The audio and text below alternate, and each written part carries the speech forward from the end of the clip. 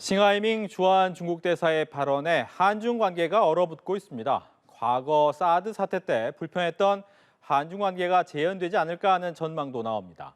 한중 관계는 어디서부터 꼬인 걸까요? 관계 개선의 해법은 없는지 강준영 한국외대 국제지역대학원 교수와 이야기 나눠보겠습니다. 안녕하십니까? 네, 안녕하세요. 네, 일단 꽤 센 발언을 내놨는데 좀 이렇게 공개적인 거친 발언은 좀 계산됐다 이렇게 봐야 됩니까? 뭐 당연히 그렇죠. 중국 사회주의 체제의 특성상 네.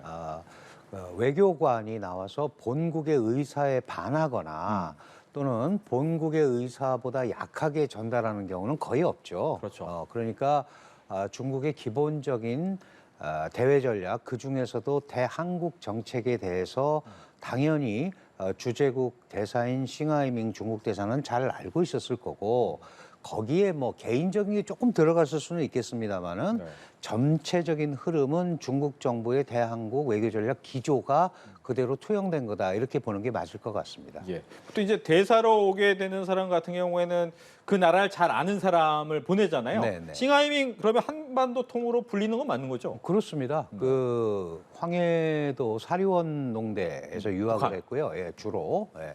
북한에서 유학을 하고 우리나라에서도 공사참사관으로 오래 있었고, 그 다음에 몽골 대사로 갔었어요. 네. 몽골 대사로 갔다가 다시 이제 대사로 온 거니까, 특히 이 싱하이밍 대사는 한국말을 굉장히 유창하게 잘합니다. 아. 그러니까 뭐 초기에 그 한국 대사들이 한국말을 잘 했었지만 최근 몇 명의 대사들은 한국말을 못했거든요. 네. 예를 들어서 한국에서 마치고 간 뭐 정용화라든지 그다음에 닝푸코이, 뭐 장신선, 그다음에 지난 대사였던 치오고홍, 이런 분들이 다 한국말을 못해요. 그러니까 아무래도 한국 사람 접촉하는 데는 일련의 제약이 있었겠죠. 그렇죠. 그래서 그 당시에 싱하이밍 대사가 올 때 이거는 한국 사람들을 더 많이 만나고 한국과의 뭐 자신들의 의사로는 교류를 더 증진하기 위해서 그런 거다라고 이제 얘기를 한 겁니다. 그러니까 실제로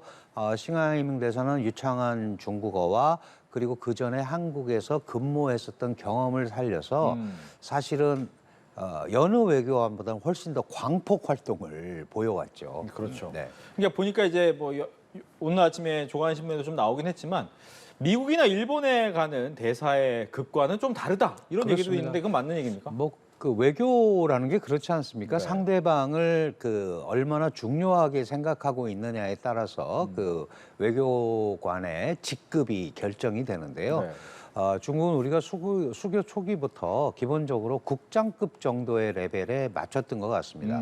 잘 생각을 해보시면 그 이후에 우리는 중국이 굉장히 중요하다고 생각해서 총리급의 맞아요. 그런 분들도 보냈잖아요. 그러니까 이 사실 한국이라는 국가가 세계적 국가가 되고 중국과의 할 일이 많은데도 불구하고 계속 우리가 보내는 사람들보다 떨어지는 이런 사람들이 오니까 이제 국내에서도 상당히 그 부분에 대해서 불만이 많은데, 우리도 이제 외교 관료, 지금 뭐 정재호 대사도 교수하다가 가신 분이니까 우리도 과거와 같이 그렇게 높은 이 소위 고위층들을 보내는 상황은 아닙니다. 그러니까 훨씬 실무형으로 됐다. 다만 이제 북한 같은 데는 중국이 차관급을 보내거든요. 네. 그러니까 북한이 더 자신들의 뭐 안보나 이익이나 이런 것 때문에 더 중요하다고 판단을 해서 그러는 겁니다. 미국도 마찬가지고. 그러니까 거기에 대해서 너무 그렇게 우리가 과민 반응할 필요는 없는데, 네. 문제는 국장급이 오든 누가 오든 잘 소통이 되고 잘 우리에게 전달이 돼야 되는데, 그렇죠. 지금 이런 문제가 생기니까 네. 그런 얘기가 다시 나오는 겁니다. 보니까 이제 말씀하셨다시피 이제 한반도 통으로 알려져 있는 싱하이밍 대사 같은 경우에는 이번만 좀 이렇게 강한 발언을 한 게 아니라 처음에 오면서부터도 꽤 많은 얘기를 했잖아요. 그렇습니다. 본인이 한국을 굉장히 잘 안다고 생각을 우선 했겠죠. 네. 그리고 사드 사태 이후에 경색된 한중 관계를 한국말도 잘 하고 한반도 문제도 잘 이해하는 싱하이밍, 당신이 가서 한국을 두루두루 만나고 얘기를 해라. 뭐 이제 이렇게 아무래도 본국의 지시나 이런 게 있지 않았겠습니까? 그래서 이제 인사를 했을 건데, 이분이 그 한중 관계가 나빠지고 특히 그 한국의 기업들이 굉장히 어려운 상황에서 네, 한한령도 있었고. 네, 하나 그런 상황에서 이제 기업인들을 모아놓고 얘기를 한다든가. 네. 그래서 이제 아주 뭐 속된 말로 얘기하면 알아서 좀 잘 해주기 바란다 이런 얘기 아니겠어요? 이제 이렇게 어떻게 받아들이는 입장에서 보면 상당히 강압적인 네. 그런 얘기들을 많이 했었고, 그다음에 기회가 있을 때마다 한국의 대미 경사를 굉장히 우려해 왔고, 그래서 이번에도 그 모두 발언에 그게 나온 거잖아요. 그렇죠. 배팅 잘해라. 네. 중국에 배팅 안 하면 후회한다. 뭐 이제 이런 얘기들은 사실은 그 외교관으로서 적절한 그 언사는 아닌 거죠. 네. 보니까 이제 우리가 이 문제에 대해서 싱대사를 초치해서 불렀습니다. 중국 역시도 한국 대사를 불렀는데 일단 두둔해 주는 겁니까, 싱대사를? 그 중국의 입장에서는 네. 기본적으로 그 외교부 대변인이 문답 형식을 통해서 나왔습니다마는 그 주재국 대사가 주재국 사람들을 광범위하게 만나는 것은 외교관의 정상적인 책무 범위 내에 있다. 이런 표현을 썼어요. 그렇죠. 그런데 우리가 잘 알다시피 외교 사절이라는 것은 해당국과 본국 간의 우호 관계를 증진시키는데 목적이 있는 겁니다. 그런데 이렇게 와가지고 그 주재국 정부를 패싱하거나 특히 이번 거 같은 경우에는 문제가 되는 게 뭐 중국 대사가 와서 한국의 기업인도 만날 수 있고 다 만날 수 있어요. 그런데 야당 대표를 관저로 초대해서 꼼짝을 못하게 해놓고 자기가 준비한 거를 읽었단 말이죠. 일방적이었죠. 그리고 그걸 언론 보도를 통해서 내보냈고 그리고 중국 대사관 홈페이지에 또 전문을 게재했어요. 그러니까 이 전반적인 흐름을 보면 이게 아주 계획된 거고 당연히 우리가 일반적으로 만나서 얘기하고 하는 그 범주를 넘어선 거죠. 예. 그러다 보니까 이건 외교관의 책무를 규정한 국제 규범에도 위반이 되는 거고 결국은 양국 간의 우호 증진에 초점이 맞춰진 게 아니고 양국 간의 분란을 일으켰기 때문에 그 언행이 적절하지 않았다고 우리 정부가 판단을 해서 조치를 한 거예요. 그러니까 당연히 중국 입장에서도 그 본질이 어떻게 시작됐는지는 얘기하지 않고 정재호 대사를 또 불렀단 말이죠. 물론 형식은 좀 약합니다. 네. 약속해서 만났다. 초치라는 건 일방적으로 불러들이는 거잖아요. 약속해서 만났다라는 위에지엔이라는 표현을 썼고 네. 그다음에 우리는 그 일차관이 불러서 이 소위 싱하이밍에게 여러 가지를 따지고 항의를 했는데 거기는 부장 조리니까 차관 보고급. 네. 그러니까 조금 낮춰서 부른 거고 그런 면에서 보면 사실은 대응 조치 차원에서 대국 외교를 주창하는 중국이 한국이 자국돼서 불렀는데 자기네는 가만히 있을 수가 없잖아요. 그런 부분들이 이렇게 좀 에스컬레이팅이 된 그런 면이 좀 있다. 그러나 이 부분이 계속해서 확대되는 거는 양국이 좋지 않습니다. 이렇게 해서 한국이 중국과 적대해서 얻을 수 있는 게 뭐가 있으며 중국도 한국을 이렇게 직접적으로 압박을 하면 결국은 중국이 가장 싫어하는 한미동맹의 강화, 그다음에 한미일 삼각협력의 확대 이게 될 텐데 그거는 중국이 가장 원하지 않는 거잖아요. 이렇게 계속 밀어붙이게 되면은 이거는 사실은 지금 제가 말씀드린 대로 중국이 원하지 않는 결과가 나올 수밖에 없기 때문에 예. 자충수가 될 수도 있다라는 생각을 중국이 분명히 해야 됩니다. 그렇다면 교수님께서 말씀하신 것처럼 계속 서로 강대강 대결을 하다 보면 말하는 것처럼 중국이 원하지 않는 방향으로 갈 수 있기 때문에 수위가 좀 그럼 낮아질 수 있다는 겁니까? 아니면 맞불이 계속 되는 겁니까? 네, 지금 일단 표면적으로는 맞불을 하지 않을 수가 없는 거죠. 네. 그 중국도 특히 시진핑 3기 체제 들어서 소위 미국과의 그 일종의 저항, 대항, 그죠? 결사항전 이런 걸 천명하고 있고 미국도 약간은 뭐 디커플링에서 디리스킹으로 위험 관리라는 표현을 물론 이 표현은 마크롱 프랑스 대통령이 시진핑 중국 국가주석과 만나서 썼다가 엄청난 비판을 받았었는데 사실 디커플링이라는 게 현실적으로 완벽하게 가능하지 않거든요. 네. 중국을 배제하는 게. 그러니까 배제하지 않고 약간은 중국에 대한 위험 회피 정도로 미중 관계를 끌고 가보자라는 이제 이런 흐름으로 읽혀지니까 네, 이제 한국 같은 경우는 자칫 잘못하면 계속 강으로 가면 문제가 생길 수 있단 말이죠. 그러니까 저희도 그런 부분에서 일정한 공간을 확보해야 되는데 예. 그 부분에 그 한중 간의 인식이 완전히 다릅니다. 음. 어떻게 다르냐 하면 우리가 한미동맹을 강화하고 한미일 삼각협력을 확대하는 것은 네. 일차적 목표가 북한 핵 위협에서 벗어나고 한반도의 평화 안정을 구축하기 위한 것이죠.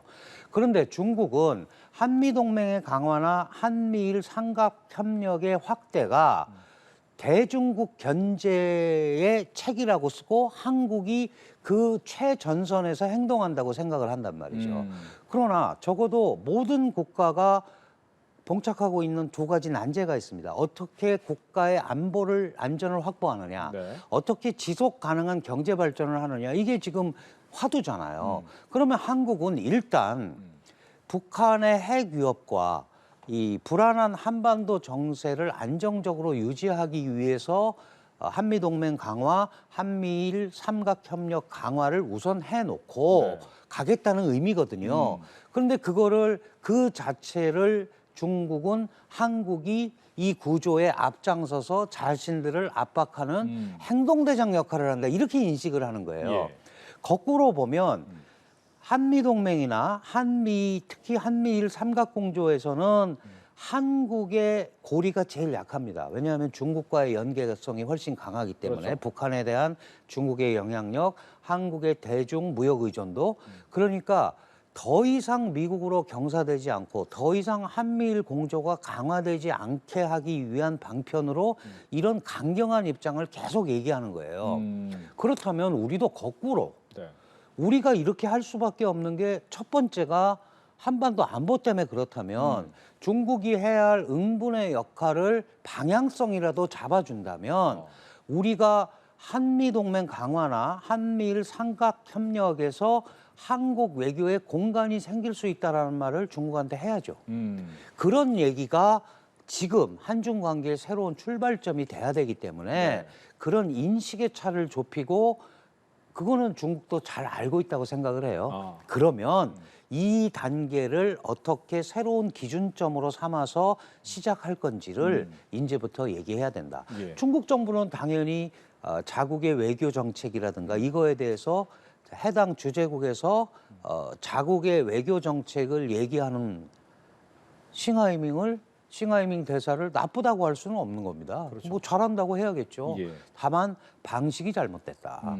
그게 야당 대표를 부른 것도 그렇고 그다음에 매우 계획적 언사로 보이는 행동도 그렇고 그전에 쭉 해왔던 싱 대사의 언행을 볼 때 이거는 이미 철저하게 계획된 것이고 이런 것들을 통해서 한국의 여론전을 펼치고 심리전을 펼쳐서 중국에 대한 두려움을 갖게 하는 뭐 이런 형태로 지금 전개되는 그런 흐름으로 지금 가고 있기 때문에 이거는 잘못된 거고 한국이라는 나라가 이러이러한 정책을 펼치겠다고 하는데 중국이 더 이상 한미 관계 강화하지 마라. 한미일 관계 강화하지 마라. 이거는 말 그대로 내정 간섭이죠. 예. 우리의 외교 전략에. 그런 부분에 대해서 싱 대사의 발언과 행동이 문제가 있는 거지.